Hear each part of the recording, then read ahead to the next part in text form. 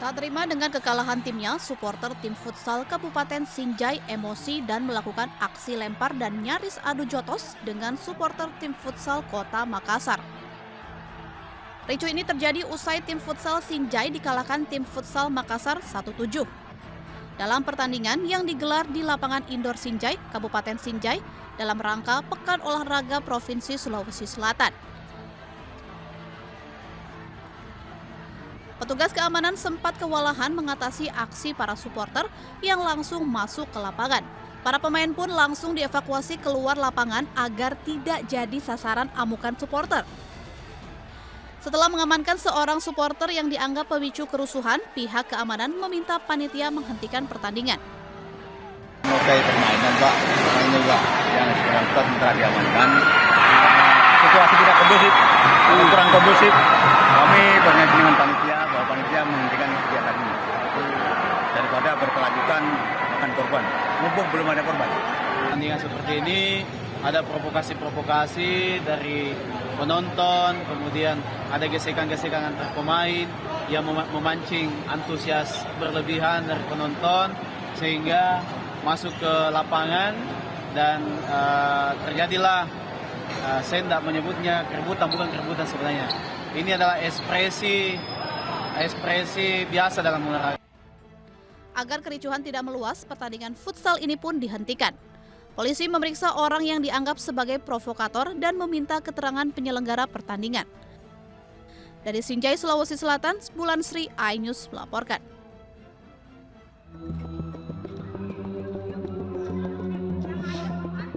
Sebuah video viral di media sosial memperlihatkan seorang wanita yang bergelantungan di sisi luar jendela sebuah rusun Cilincing, Jakarta Utara. Ulah wanita ini membuat heboh seisi rusun. Bahkan beberapa warga bersiap membuat penyelamatan di lantai bawah jika sewaktu-waktu wanita terjatuh. Pengelola rusunawa membantah aksi nekat wanita ini merupakan upaya bunuh diri. Pihak pengelola bersama ketua RT telah memeriksa keterangan dari 5 orang saksi sehingga disimpulkan wanita ini berupaya menyeberang ke unit lain melalui jendela karena pintu unit rusun dikunci suami. Namun saat berada di luar jendela, wanita ini justru ketakutan hingga akhirnya ditolong sejumlah orang.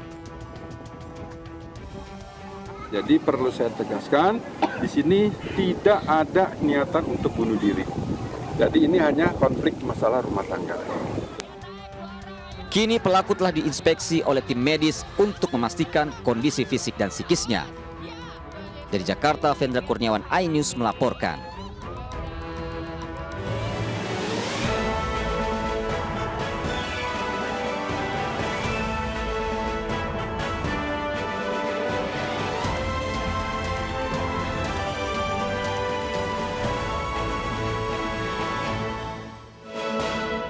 Belasan anak di Mandailing, Natal, Sumatera Utara keracunan jajanan sate keliling.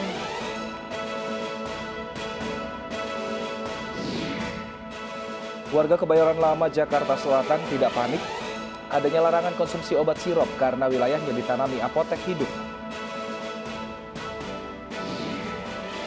Memperingati Hari Sumpah Pemuda, warga muda melakukan aksi muda jaga iklim.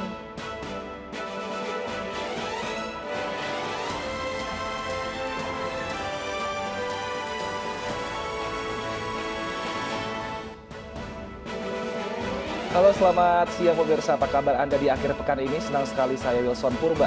Dan saya Syafaati Suryo kembali hadir memperbarui informasi Anda dalam iNews siang hari ini.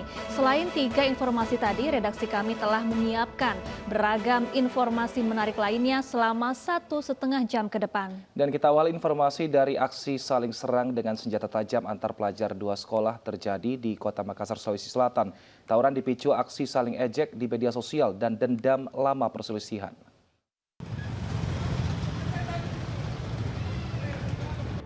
Tawuran antar pemuda dengan senjata batu dan busur panah terjadi di Jalan Protokol Andri Tondro, Kecamatan Tamalate, Kota Makassar, Sulawesi Selatan. Petugas bubarkan tawuran dengan tembakan peringatan dan memburu pelaku tawuran. Petugas menangkap 5 pelaku bersama barang bukti. Tawuran dipicu perselisihan antar kedua kelompok. Akibatnya, 1 orang pemuda terluka dan dilarikan ke Rumah Sakit Bayangkara, Kota Makassar. Kedua belah remaja yang sementara bertikai, di mana adanya perselisihan pendapat antar keluarga. Salah satu korban yang sempat luka dibawa lari ke Rumah Sakit Bayangkara untuk ditindaklanjuti.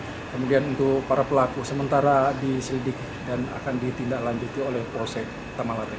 Berarti kondisi sekarang sudah aman, Komandan? Untuk situasi terakhir, TKP yang di Tondro sudah aman terkendali.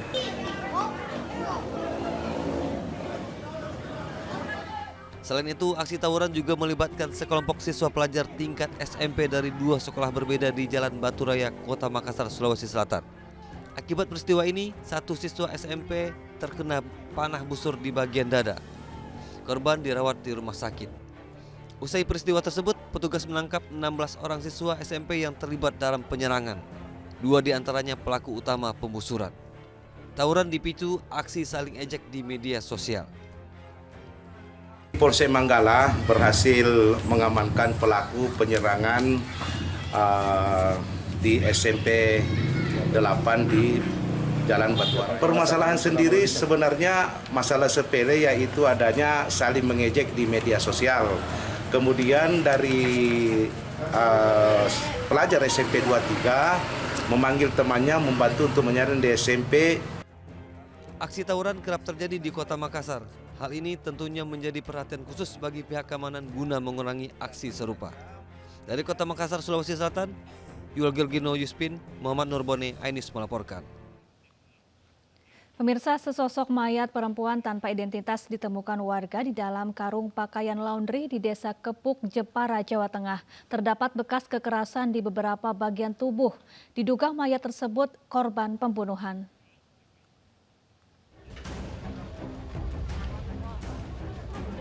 Warga Desa Kepuk, Kecamatan Bangsri, Jepara, Jawa Tengah digemparkan dengan penemuan mayat perempuan tanpa identitas dalam karung pakaian laundry. Mayat ditemukan di area perkebunan warga. Pertama kali ditemukan pencari rumput. Bau tak sedap tercium dari dalam sebuah karung, setelah disobek terlihat kaki manusia. Kondisi mayat yang telah membusuk diperkirakan sudah lama meninggal. Korban diperkirakan berusia 35 tahun, mengenakan celana panjang hitam dan kaos berwarna kuning. Ada seorang petani lewat sini bau basin. Terus bau basin itu nelpon RT. Pak RT terus nelpon Hansipe disuruh melihat. Terus Pak Hansipe itu enggak bawa arit, terus pinjam arit ke saya. Terus itu dibredel, kelihatan kakinya. Ternyata itu mayat. Berdasar hasil visum, mayat tersebut merupakan korban pembunuhan. Terdapat bekas luka kekerasan pada kepala, dada, dan leher korban. Hasil sementara dari visum luar diketahui bahwa mayat tersebut mengeluarkan atau menjulur lidahnya menjulur keluar. Kemudian ada beberapa kekerasan, tanda-tanda kekerasan di bagian tubuh, di bagian leher dan kepala. Kemudian tindakan kami setelah ini melakukan otopsi terhadap jenazah berjenis kelamin perempuan ini untuk diketahui identitasnya, kemudian untuk diketahui juga penyebab kematian. Petugas masih mencari identitas korban dan menyelidiki penyebab kematian. Kasus ini ditangani Polres Jepara, Jawa Tengah. Dari Jepara, Jawa Tengah, Alip Sutarto, Ainis melaporkan. Seorang pria ditemukan tewas usai terjatuh dari lantai 2 rumah bekas terbakar yang berada di kawasan Tambora, Jakarta Barat. Petugas melakukan olah tempat kejadian perkara guna mengetahui penyebab jatuhnya korban.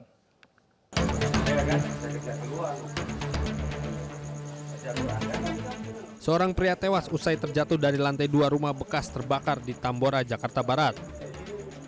Petugas melakukan olah tempat kejadian perkara terkait penemuan jenazah pria yang berada di dalam bangunan bekas terbakar. Dari hasil olah TKP, diduga korban terjatuh dari lantai 2 karena bangunan yang rapuh akibat belum diperbaiki pasca kebakaran. Korban meninggal dunia di lokasi kejadian setelah menderita luka parah di bagian kepala. Nah, pertama kita kan dari Siskamling, tahu-tahu dipanggil sama warga ada korban jatuh gitu. Saksi pertamanya yang punya rumah. Oh, yang punya rumah. Ya, itu bangunan bekas kebakaran udah lama, jadi nggak dibangun gitu. Dia bukan warga sini, jadi warga RW. Selanjutnya, jenazah korban dibawa ke Rumah Sakit Cipto Mangkusumo, Jakarta untuk dilakukan otopsi. Dari Jakarta, Miftahul Gani, iNews melaporkan. Seorang pengendara sepeda motor tewas usai menabrak tiang listrik di Jalan PKP Ciracas, Jakarta Timur. Diduga pengendara tidak bisa mengendalikan kendaraannya dalam kecepatan tinggi.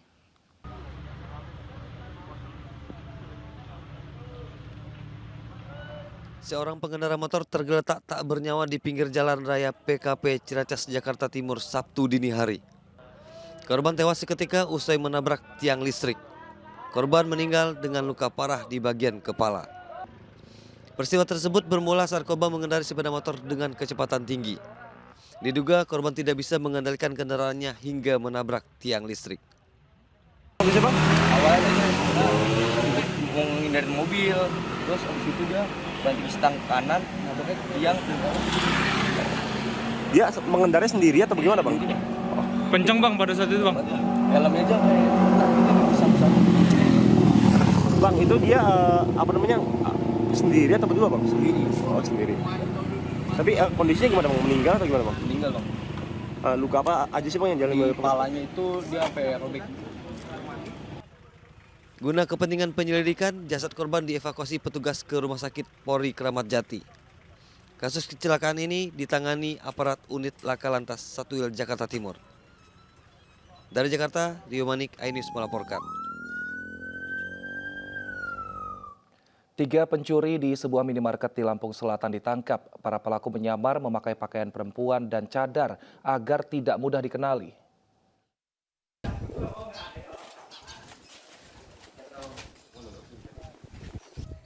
Polisi terpaksa menembak kaki ketiga pelaku pencurian di sebuah minimarket di Desa Bumidaya, Kecamatan Palas, Lampung Selatan karena melawan saat hendak ditangkap. Saat melakukan aksinya, para pelaku masuk melalui lubang angin di belakang toko yang dijebol para pelaku. Agar tidak mudah dikenali, para pelaku menyamar menjadi seorang wanita mengenakan penutup kepala dan cadar. Yang bersangkutan juga merupakan residivis sebelumnya.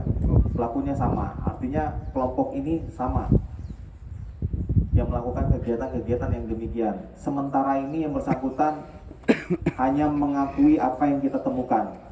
Nah, untuk itu nanti kita kembangkan. Untuk mempertanggungjawabkan perbuatannya, para pelaku mendekam di sel tahanan Mapolres Lampung Selatan dan terancam hukuman 9 tahun penjara. Dari Lampung Selatan, Lampung, Heri Fulistiawan, iNews melaporkan. Seorang anak dan balita dirantai orang tuanya di Kabupaten Tabanan, Bali. Informasi selengkapnya kami hadirkan usai jeda, tetap bersama kami.